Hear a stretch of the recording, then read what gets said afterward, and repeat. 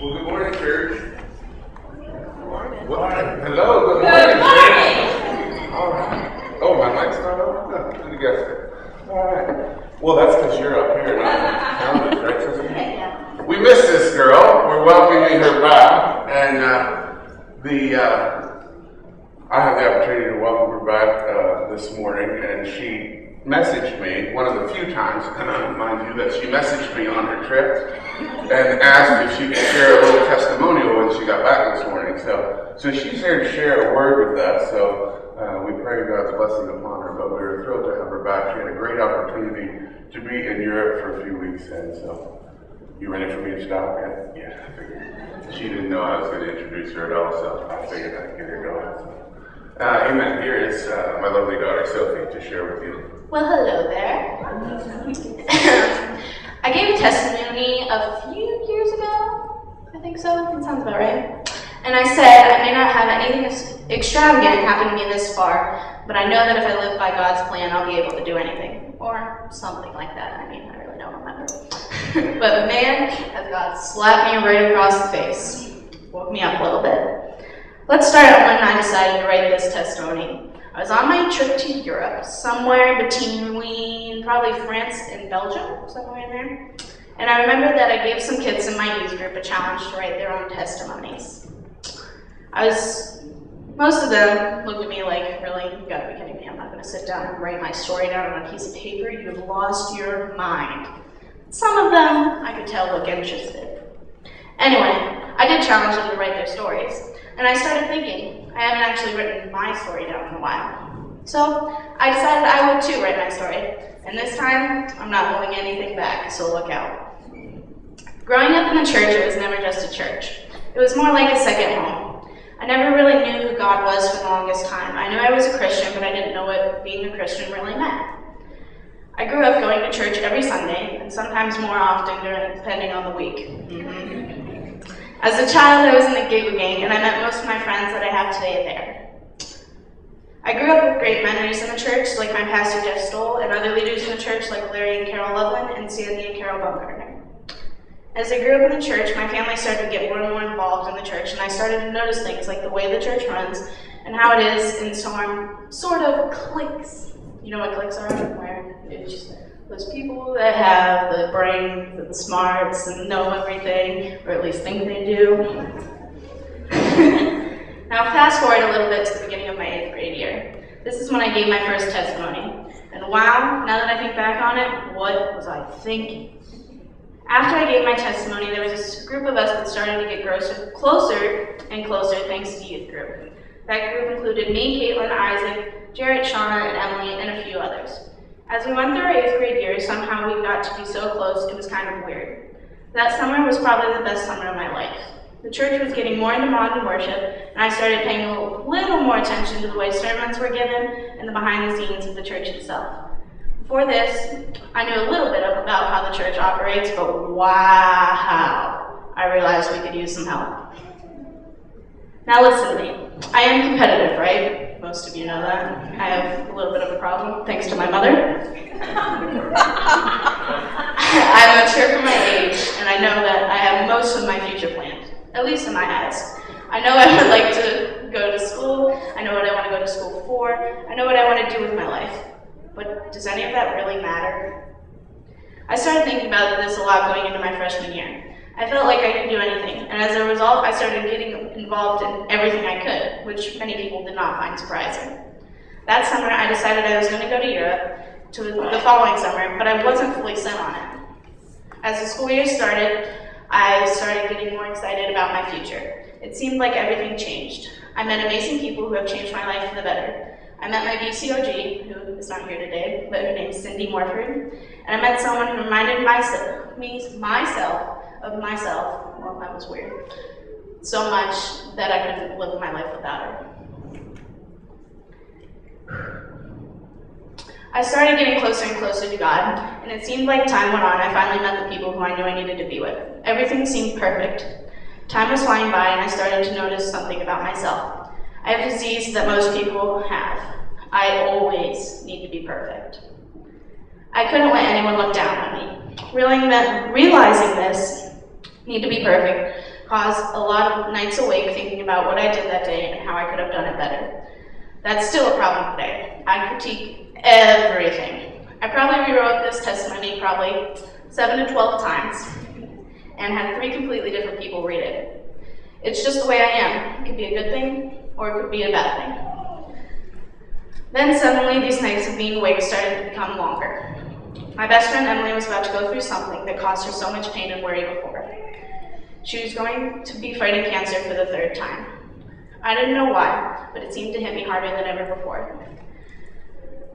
The worst memory I have was watching my best friends find out the horrible news about our best friend, that she's been diagnosed with leukemia for the 3rd time. It broke my heart. Not only did I feel heartbroken, but I started to get angry with God. I started to question everything. Why did this happen? How could you make her go through this again? I felt like whatever she was going through, I would never be able to handle or endure. I was strong because I knew she was strong. I knew she had prayer warriors all around. Time seemed like it wasn't going fast enough. I started working, school was coming to a close, and we went to Lakeside. Oh yeah, Lakeside. Let's talk about Lakeside. Some of you know that annual conference and youth annual conference is held at Lakeside every year. You may also know when I'm passionate about something, I don't let it go very easily. It all started with a candle walk during youth annual conference. During the candle walk, we sang Sanctuary and walked down to the pier by Lake Erie. I knew it wasn't going to be a dry-eyed event, but I had no idea what was coming.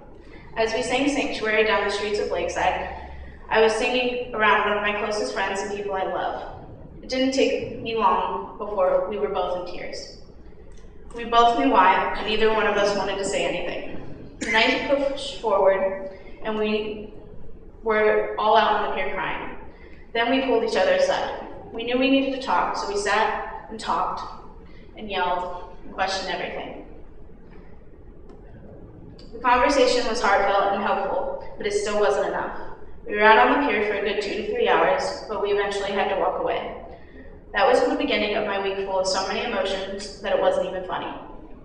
Later in the week, I heard a comment that set me over the edge. I didn't like it, especially with the situation that was going on at the time. It put me in a bad mood, and I was a little annoyed with everyone. Then, one of the speakers during the annual conference gave an amazing speech about youth involvement in the church. For all of you that follow me on Twitter, you may have seen my reaction. But for those of you that don't, let's just say I agree with what this lady said, and I have a strong belief on the way youth should be treated in the church. But if I talk about that, this testimony will be over an hour long, and I'm sure none of you want that. If you want to hear me rant, just see me after service. After I returned home from conference, some of our youth were still meeting for breakfast on Friday mornings, and honestly, they were the highlight of my week. I really enjoyed being able to spend time with a great group every Friday. It got my mind off of things. For one time a week, I could just talk. I was also preparing myself to go on my Europe trip. All I could think about was everything and everyone I was going to miss. I started questioning my decision again. As I packed, I thought more and more about it, and I couldn't get it out of my brain. I knew it was going to be a great experience, I just didn't know why I was so uneasy. I went to the airport and saw other people I've seen in the last few months at the orientation meetings. I was about to depart on the most amazing trip of my life, but for some reason, I was still uneasy. When we arrived in London, I felt like nothing has changed, except for the fact that they drove on the wrong side of the road. But I felt like I wasn't in Europe. Time went on, and as we got to the top of the Eiffel Tower, I still couldn't explain my uncertainty. I was in the middle of a conversation with somebody when my phone vibrated. It was a Facebook notification. I couldn't have had a bigger smile on my face than I did at that moment. I read that M was cancer-free. It was amazing. And I felt such a relief lifted on my shoulder, and I was so happy for her. And I wanted to see her right away, but I was in Europe. It really didn't hit me that I was in Europe until I was on a bus ride talking with a group of people and a leader I had been hanging out with, when I realized that this group of people reminded me of my family and my extended family. The group of people that I went on this trip with reminded me of how blessed I am. They reminded me that I have one of the best groups around me. I know that I really could not have a better support group. From my friends to my family, I know that whatever happens to me in my life, I will be fine. I love every one of you, and if you would like to hear more about my trip, I am open and willing to share. I have plenty to tell you about my trip, but as I wrap up, I have a few things I would like to say. One is that I am following God's plan, and so far, it's working pretty well. At certain moments, sure, I would like to question God and ask him why he is doing something. But then later on, I realized that God has got me this far. He will continue to get me through life's tough times. There are certain times in life when you are going to be disappointed, and somehow, in some way, God will put you right back in and show you that everything will be fine. Although, everything will be fine is sometimes hard to hear. Sometimes you just want to curl up in a ball and do nothing, but then certain moments make you feel like you wouldn't want to be anywhere else. Some of you know that I have a favorite music artist. His name's Jake Miller. He has a song that says, "I've got life, I've got love, I've got faith, and that's enough. We feel sorrow, we feel pain, but there's sunshine after rain." I feel like I'm trying to live my life off that. I've always known that I'm blessed, and it continues to become more and more clear as time goes on. I was always known that I couldn't have a better group around me. I am so grateful to be able to grow up in a little town and to grow up in a church that has such amazing people. I would like to ask Shauna, and Caitlin, and Emily, and Isaac, and Taylor, and Becca, and Haley to come up here, and Austin. Please.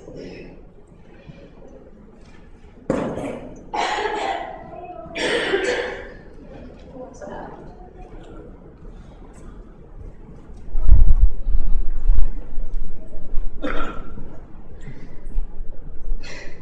This group right here has changed my life in so many ways that I couldn't thank them enough. I wouldn't like my life anywhere else. I love you all. Thank you.